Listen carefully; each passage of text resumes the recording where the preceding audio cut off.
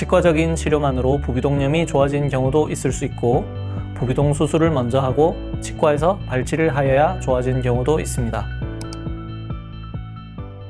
안녕하세요. 이비인후과 전문의 한바다입니다. 오늘은 흔히 축농증으로 알고 있는 부비동염에 대한 문답을 해보겠습니다. 우리가 흔히 축농증이라고 부르는 부비동염의 주 증상은 누런 콧물 및 후비루이며, 누런 콧물이 나올 때는 부비동염을 의심해서 이비인후과 진료를 보아야 합니다. 부비동염인 경우도 있지만 비염, 감기 등에서도 누런 콧물 또는 후비루가 있을 수 있으므로 내시경으로 관찰 후에 정확한 진단을 받는 것이 좋을 것입니다.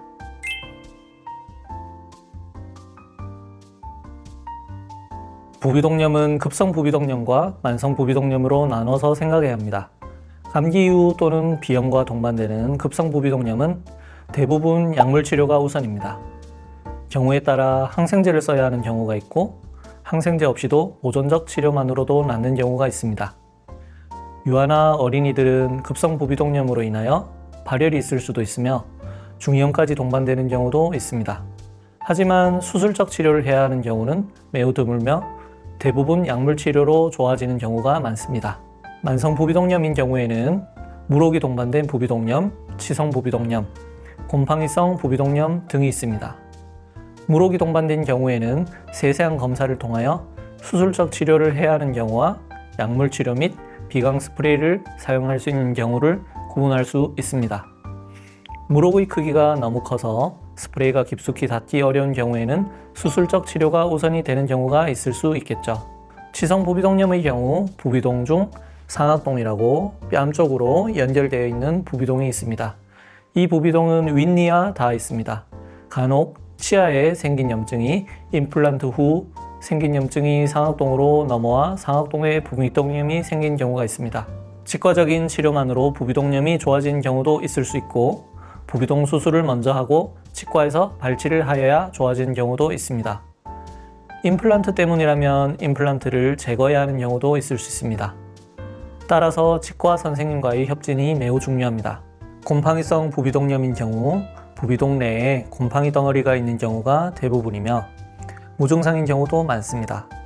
곰팡이 덩어리는 약물 치료에 반응이 없기 때문에 수술적 치료가 원칙입니다.